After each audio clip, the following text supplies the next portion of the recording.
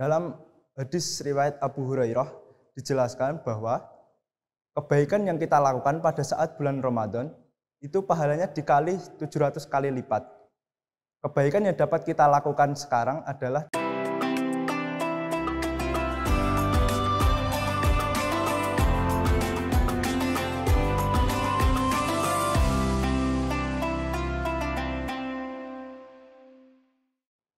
perkenalkan, nama saya Ilham Bagus Prasetyo, saya perwakilan dari 10 LAS 2. Di sini saya akan membawakan tema yang berjudul keistimewaan dan keutamaan di bulan Ramadan. Pertama-tama, marilah kita panjatkan puji syukur kita atas rahmat dan kasih sayang Allah Subhanahu wa Ta'ala yang telah memberikan kita kesehatan.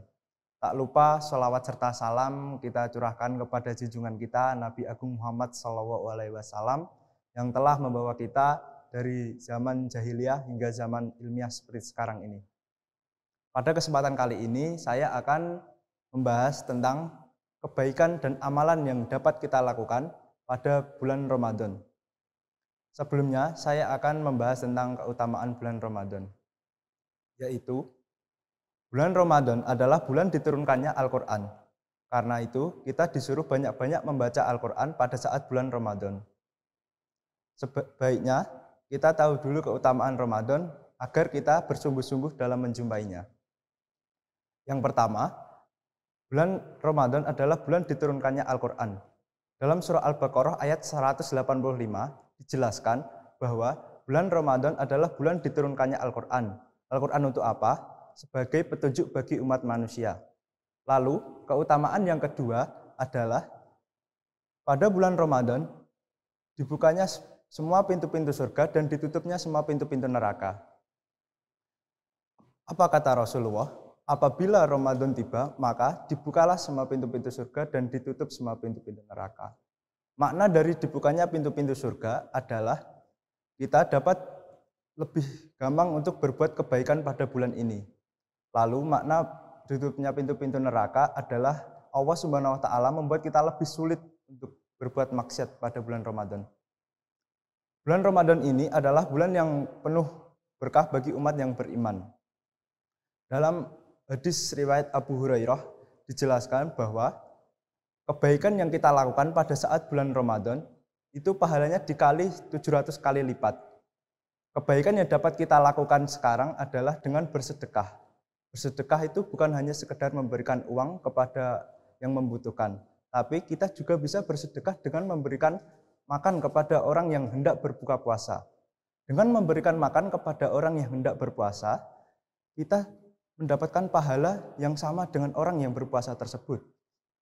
Jadi, coba kita bayangkan, jika kita pada saat bulan Ramadan, kita mendapatkan pahala puasa double ditambah dengan puasa pahala bersedekah yang dikali dengan 700 kali lipat. Itulah keistimewaan bulan Ramadan. Di era digitalisasi sekarang ini, kita dapat memanfaatkan kecanggihan teknologi, yaitu dengan memposting postingan-postingan yang berisi ayat-ayat Al-Quran atau potongan hadis-hadis. Tujuannya adalah barangkali ada yang melihat postingan kita di media sosial, orang tersebut dapat mendapatkan hidayah atau ilmu yang bermanfaat. Makanya, kita sebagai umat muslim harus pandai dalam menggunakan media sosial. Dalam bulan Ramadan ini juga kita disuruh untuk berdoa dan meminta ampunan kepada Allah Subhanahu wa Ta'ala karena pada saat bulan ini doa-doa kita dapat dikabulkan oleh Allah Subhanahu wa Ta'ala. Setelah apa yang saya sampaikan tadi, semoga hal ini dapat menjadi ilmu yang bermanfaat atau wawasan yang menjadi bermanfaat untuk kita. Akhir kata, wassalamualaikum warahmatullahi wabarakatuh. Masya Allah, tabarakallah ya. Mas Ilham ya. Mas Ilham Bagus. Dari kelas mana Mas? 10 LAS 2 Pak. 10 LAS 2. Wah keren sekali ya Mas Ilham. Tepuk tangan dong buat Mas Ilham. Keren Mas Ilham. Gagah berani ya. Judulnya apa tadi? Keutamaan dan keistimewaan bulan Ramadan. Keutamaan dan keistimewaan bulan Ramadan. Puasa Mas? Alhamdulillah, Alhamdulillah puasa. Masya Allah ya. Mas Ilham, saya hanya mau ngoreksi sedikit saja terkait mungkin tadi gesturnya agak kaku ya. Tapi sudah ada improvisasi, tadi sudah tangannya sudah mulai agak-agak luas gitu ya. Sama mungkin tadi kamu cara blockingnya, tadi kamu cuma berdiri stuck di situ terus ya. Harusnya tadi kan ambil bergerak sedikit ke kanan ke kiri ya, serong kanan serong kiri ya, gitu. Terus kostumnya kenapa pakai pramuka? Apa dadaan bagaimana? Lupa. Bangunnya kesiangan. Oh kesiangan, kesiangan. Pasti ikut nganu ya, apa keliling kampung gitu ya, sahur gitu. Iya Pak. Oh gitu. Ya tadi next kalau mungkin tampil lagi Mas Ilham mungkin diperbaiki lagi ya untuk gesturnya biar lebih luas lagi, terus blockingnya nggak stuck di situ terus ya, tetap bergerak tapi jangan bergerak kejauhan, jadi tetap dalam area. Terus untuk kostumnya yang lebih syar'i lagi ya, pakai sarung, baju koko biar lebih ganteng. Oke. Terima kasih. Wassalamualaikum warahmatullahi wabarakatuh. Waalaikumsalam warahmatullahi wabarakatuh. Assalamualaikum warahmatullahi wabarakatuh. Waalaikumsalam. Selamat siang Mas Ilham Bagus. Siang, Man. Kelas 10 betul? Betul, Man. Kelas 10 sudah punya pengalaman sebelumnya untuk berbicara di depan umum? Cuma sedikit, Man. Apa pengalaman yang dimiliki? Paling pas dulu SD lomba berpidato. Wow, berarti waktu SD sudah pernah lomba berpidato. SMP? SMP nggak pernah, Man. Kenapa nggak pernah? Nggak terlalu semangat belajar, Man, soalnya. Oh begitu. Kalau sekarang ikut berarti sekarang semangat belajar? Ya. Oke. Tadi saya sudah menyimak dari awal sampai dengan akhir dakwah yang disampaikan oleh Mas Ilham Bagus. Mem Sally punya beberapa catatan ya. Catatan yang pertama, kamu sangat lancar dalam menyampaikan. Bahasa yang kamu sampaikan juga sangat rapi. Sepertinya memang sudah disusun dengan baik, dihafalkan dengan baik, tapi tidak terdengar kamu terbata-bata seperti hafalan. Ya memang terdengar begitu lancar begitu. Suaramu juga enak didengar gitu. Berarti itu satu modal yang luar biasa ya, karena suara kamu enak, apa yang kamu sampaikan lancar, bahasa yang kamu sampaikan tersusun dengan rapi. Itu bagus sekali. Kemudian tadi ketika saya rasakan kayaknya dari awal sampai ke tengah itu konsisten begitu ya nadanya ya. Ini saya bilang konsisten dulu, belum monoton. Konsisten begitu dari awal nadanya segitu, kamu ambil segitu dan sampai ke tengah. Kemudian di tengah-tengah waktu kamu membahas tentang apa ya tadi, sosial media ya. Itu kok kayak agak menurun begitu. Saya tidak tahu apakah ini ragu-ragu atau lupa atau bagaimana tadi. Kamu merasakan tidak kalau nadamu tiba-tiba menurun? Iya, Man. Karena apa itu tadi? Sedikit gugup tadi, Man. Oh, gugup. Sekarang masih gugup? Sedikit. Oke, saya merasakan itu volumenya jadi agak menurun walaupun sedikit-sedikit kamu tingkatkan tadi ya. Sampai di akhir masih sudah lebih meningkat. Kemudian kan sudah lancar ya, apa yang kamu sampaikan sudah lancar. Akan lebih baik lagi ketika sudah lancar itu kamu tambah dengan intonasi yang lebih menarik misalnya, penekanan di setiap bagian yang lebih menarik gitu. Kalau ada intonasi dan penekanannya di dalam ceramah kamu, pastinya nanti itu akan berdampak pada pendengar. Orang yang mendengarkan akan lebih semangat seperti itu. Karena biasanya ceramah itu kan tujuannya untuk mengajak, untuk membujuk.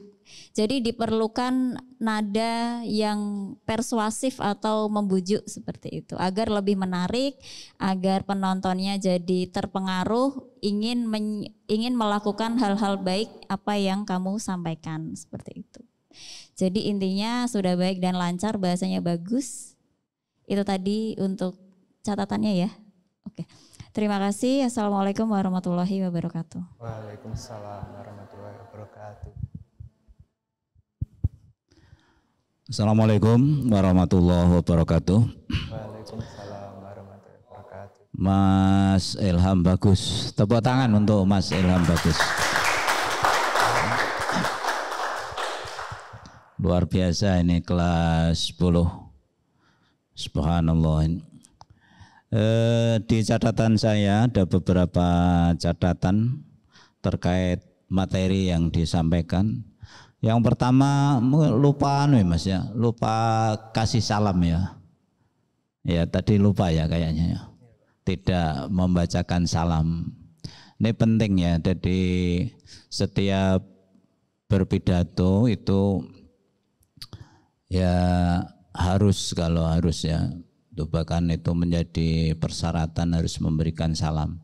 Karena salam itu kan intinya doa. Kita menyampaikan doa kepada audien dan juga berdoa untuk dirinya sendiri.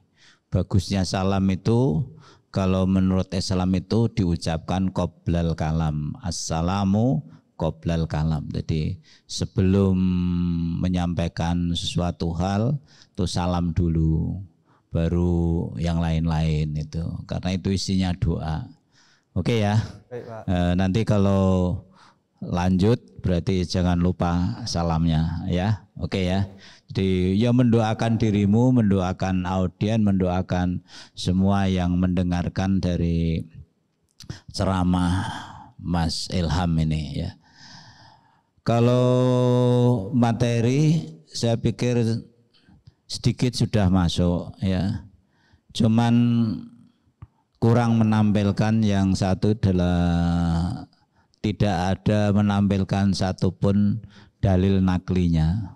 Hanya disebut seperti contoh tadi disebut surat Al-Baqarah 155.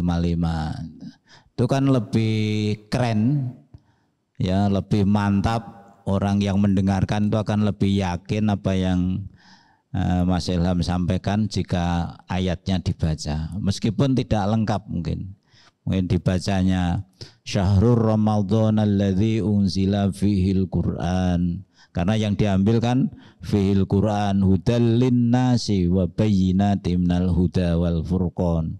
Terus kalau tidak sampai ayat boleh misal disebut al-ayah. Al-ayah artinya masih ada lanjutannya. Tapi kalian ambil yang pokoknya saja ya. Yang intinya tadi juga sudah disampaikan bahwa salah satu keutamaan di bulan Ramadan adalah bulan Al-Quran atau bulan diturunkannya Al-Quran. Ya, kan itu tadi ya. Terus kurang dielaborasi. Tadi kan sudah disampaikan Al-Quran itu apa? Hanya disampaikan sebagai petunjuk. Itu kan harus dielaborasi. Misalnya disampaikan pengertiannya dulu Al-Quran, terus apa itu hikmah diturunkannya Al-Quran misalnya, terus dengan hikmah begitu hebatnya terus kalian ayo belajar Al-Quran, berarti ada ajakan kan gitu, ada ajakan, jadi ada dialogis. Jadi tadi juga kurang dialogis. Dialogis itu artinya mengajak kepada audien, misalnya kalau keutamaan Al-Quran itu keutamaan Ramadan itu diturunkan Al-Quran, Al-Quran itu sebagai petunjuk. Nah, dialogisnya apa? Ajakan kalian apa gitu? Dimasukkan di situ, gitu loh, ya, dimasukkan di situ. Terus tadi juga disampaikan yang kedua tentang dibukanya Futihat Abwabul Jannah, dibukanya Jannah, kemudian ditutupnya pintu-pintu neraka. Tadi sebetulnya sudah hampir dijelaskan, misalnya contoh misalnya dibukanya pintu surga itu amal-amal itu dibuka dan diberi pahala banyak, mudah melakukan amal itu diberi pahala berlipat ganda, tadi sudah bagus. Cuman ketika menjelaskan ditutupnya pintu neraka ini kurang pas kalau hanya misalnya sulit melakukan maksiat di bulan Ramadan. Siapa bilang sulit? Ya kan? Maksiat masih dilakukan di mana-mana. Jadi penjelasan itu yang harus dielaborasi ya. Jadi ditutupkan pintu neraka itu artinya apa? Artinya apa itu? Allah memberikan pintu maaf yang seluas-luasnya. Berarti kan kalau pintu maaf diberikan kan berarti orang itu tidak sampai ke neraka itu. Memang mungkin beberapa tempat-tempat maksiat mungkin agak berkurang ya, tapi tidak terus menjadi sulit, tidak. Kan buktinya masih banyak kan tempat-tempat maksiat yang masih beroperasi kan gitu kan. Nah itu kan nanti kalian akan dibantah oleh audien. Jadi harus pintar menerangkan itu. Oke ya. Nah, tapi sudah bagus ya mengenal dari keutamaan dan keistimewaan Ramadan, kurang dielaborasi. Nanti belajar terus insya Allah akan menjadi dai yang kondang ya. Oke ya Mas ya, belajar terus, hanya kurang belajar saja. Itu catatan dari kami. Terima kasih. Wassalamualaikum warahmatullahi wabarakatuh. Tepuk tangan lagi untuk Mas Ilham.